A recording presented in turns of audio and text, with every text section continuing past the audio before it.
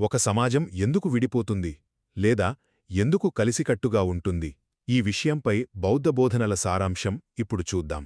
సరే, ఈ బోధన ఎక్కడనుండి వచ్చింది అంటే అంగుత్తర నికాయ అనే ఒక ప్రాచీన బౌద్ధ గ్రంథం నుండి.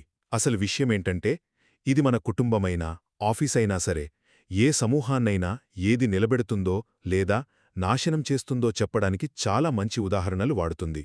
మొదటగా విడిపోయిన సమాజం అంటే ఏంటి? ఈ గ్రంథం ప్రకారం ఇది కేవలం శాంతిలేని చోటు కాదు. ఇది ఇంకా దారుణం. ఇక్కడ ప్రజలు పదునైన మాటలతో ఒకరినొకర పొడుచుకుంటారు అని ఉంటుంది. అంటే గ్రూప్ బాగుండటం కంటే నా అహంకారమే ముఖ్యం అనుకునే చోటు. అప్పుడు ఏమవుతుంది? వాతావరణం మొత్తం పాడైపోతుంది. సరే, దీనికి పూర్తి ఆపోజిట్గా ఉండేది ఏంటి? అదే రెండవ పాయింట్, సామరస్యపూర్వక సమాజం. ఇక్కడ ఒక పోలిక వాడారు, అది నాకైతే చాలా బాగా నచ్చింది.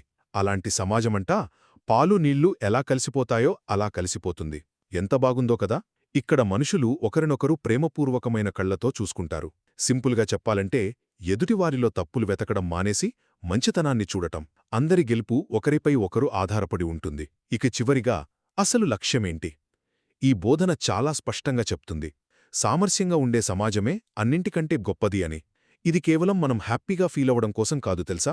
మన వ్యక్తిగత ఎదుగుదలకు లేదా ఆధ్యాత్మిక ప్రయాణానికైనా సరే ఇదే ఫౌండేషన్.